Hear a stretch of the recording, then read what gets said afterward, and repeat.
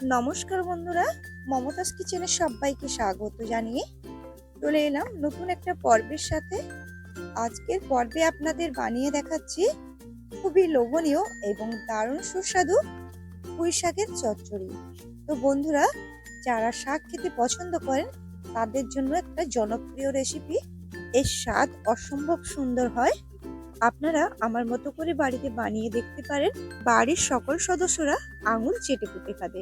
তো বন্ধুরা, রেসিপিটি শুরু করার পূর্বে আপনাদের কাছে অনুরোধ, ভিডিওটা কোথাও না টেনে প্রথম থেকে শেষ পর্যন্ত দেখার অনুরোধ রইল। তো এখন দেরি না করে সরাসরি চলে যাব মূল রেসিপিতে। পুঁই শাকের সবজি বানিয়ে নেওয়ার জন্য এখানে দেখুন 1 কিলো ওজনের আমি পুঁই শাক নিয়েছি। তো দেখুন পুঁই শাকগুলো কতটা সতেজ রয়েছে। আর এখানে রয়েছে একটা আলু। তো এখন এই পুঁই শাক আর আলুটাকে খুব ভালোভাবে কেটে নেব। ছাড়িয়ে এভাবে আমি টুকরো টুকরো করে কেটে নিচ্ছি।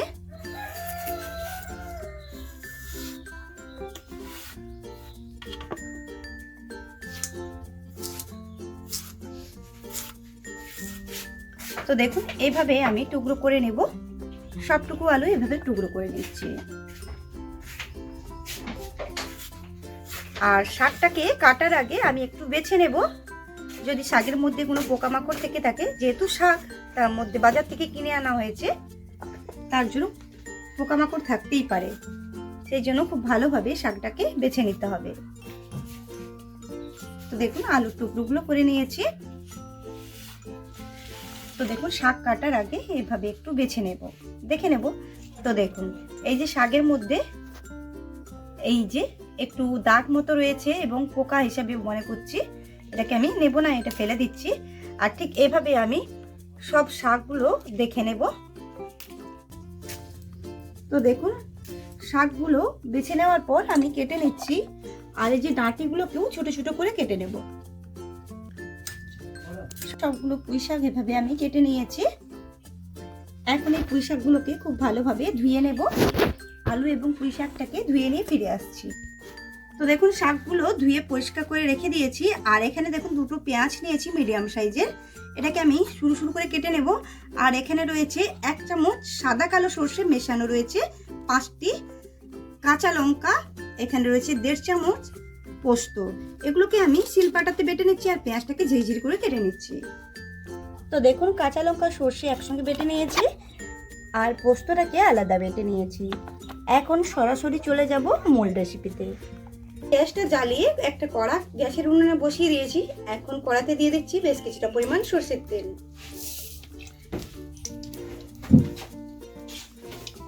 তেলে দিয়ে দিচ্ছি 1 চিমটির মতো হলুদ গুঁড়ো।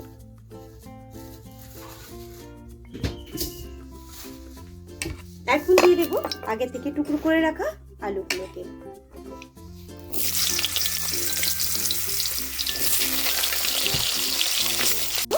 কিছুটা পরিমাণ লবণ। এখন নাড়িয়ে চাড়িয়ে আলুগুলোকে একটু ভাজা ভাজা মতো করে নেব। তো দেখুন আলুগুলোকে অল্প কিছু সময় ধরে আমি ভেজে নিয়েছি। তো দেখুন আলুগুলো অনেকটাই সেদ্ধ হয়ে গেছে, প্রায় 50% মতো সেদ্ধ করে নিয়েছি। আর কিছুটা ভেজেও নিয়েছি, লালচে কালার এসে গেছে। ঠিক এই পর্যায়ে আলুগুলোকে তেল ঝরিয়ে তুলে নিচ্ছি অন্য একটা পাত্রে। আলুর টুকরোগুলো তুলে নিয়েছি, এখন সাইডে সরিয়ে রেখে দিচ্ছি। ওই তেলেই আবার দিয়ে দিচ্ছি কিছুটা পরিমাণ সরষের তেল। এই রান্নাটা সরষের তেলে বানানোর চেষ্টা করবে। যে কোনো শাকের তরকারি সরষের তেলে রান্না করলেই খুবই ভালো হয়। এই তেলে ফোড়ন হিসেবে দিয়ে দিচ্ছি একটা শুকনো লঙ্কা, এভাবে ফাটিয়ে দিয়ে দিচ্ছি। আর দিয়ে দেব 1 চামচ 5 ফোড়ন।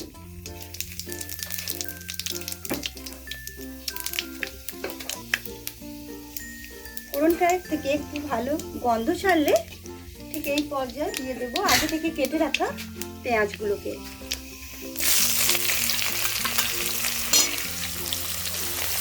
পেঁয়াজটাকে একটু লালচে করে ভেজে নেব।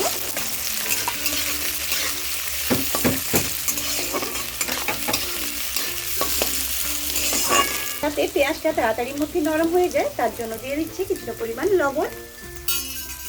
লবণটাকে পেঁয়াজের সাথে খুব ভালো করে নাড়িয়ে চাড়িয়ে মিশিয়ে নেব।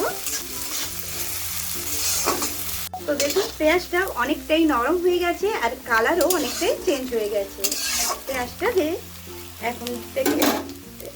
এখন থাক এরকম ফুটছে, ঠিক এই পর্যায়ে দিয়ে দেব আগে থেকে ধুয়ে কেটে রাখা শাকগুলোকে, পুঁই শাকগুলোকে দিয়ে দিচ্ছি।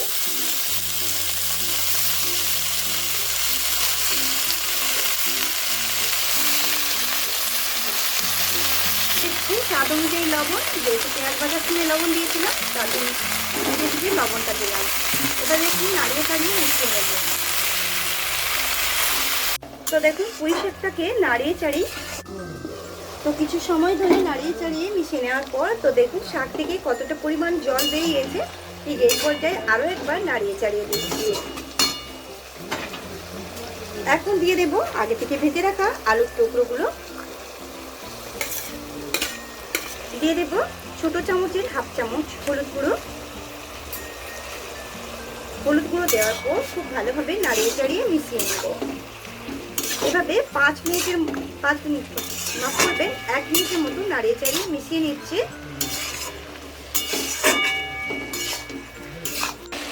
তো দেখুন 1 মিনিটের মতো নাড়িয়ে চাড়িয়ে মিশিয়ে নিয়েছি। ঠিক এই পর্যায়ে দিয়ে দিচ্ছি আগে থেকে বেটে রাখা সর্ষে ও কাঁচা লঙ্কা। এখন দিয়ে দেব আগে থেকে বেটে রাখা পোস্ত, আর দিয়ে দিচ্ছি 1 চামচ লাল লঙ্কা মানে ঝাল লঙ্কার গুঁড়ো। আমরা ঝালটা একটু বেশি পছন্দ করি, তার জন্য লাল লঙ্কার গুঁড়োটাও দিলাম। তো এভাবে আবারও খুব ভালোভাবে মিশিয়ে নেব।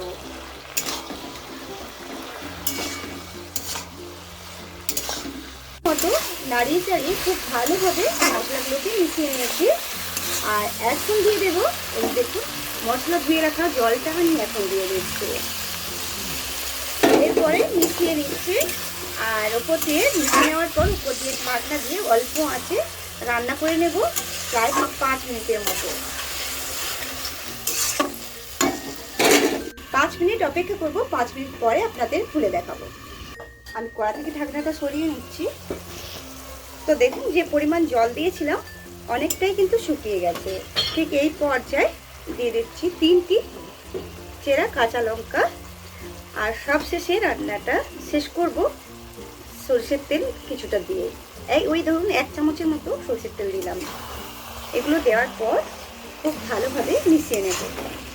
তো দেখুন বন্ধুরা 1 মিনিটের মতো নাড়িয়ে চাড়িয়ে খুব ভালোভাবে শাকের সাথে সরষের তেলটা এবং কাঁচা লঙ্কাটা মিশিয়ে নিয়েছি। তো বন্ধুরা আজকের রেসিপিটি যদি আপনাদের পছন্দ হয় লাইক করবেন, কমেন্ট করবেন এবং শেয়ার করতেও কিন্তু ভুলবেন না। কোন বন্ধু কোথা থেকে দেখছেন কমেন্টের মাধ্যমে জানাবেন। আর আজকের যদি ভিডিওটি ভালো লাগে নতুন নতুন বন্ধু যদি রয়ে থাকে সাবস্ক্রাইব করে পাশে থেকে যাবেন। তো দেখুন কথা বলতে বলতে কিন্তু নাড়িয়ে চাড়িয়ে আবারও কিছুক্ষণ সময় ধরে একদম জলটাকে শুকিয়ে নিয়েছি। তো তৈরি হয়ে গেল পুঁই শাকের চচ্চড়ি। তো আজ এই পর্যন্ত, দেখা হচ্ছে নতুন কোনো ভিডিওর সাথে। নমস্কার।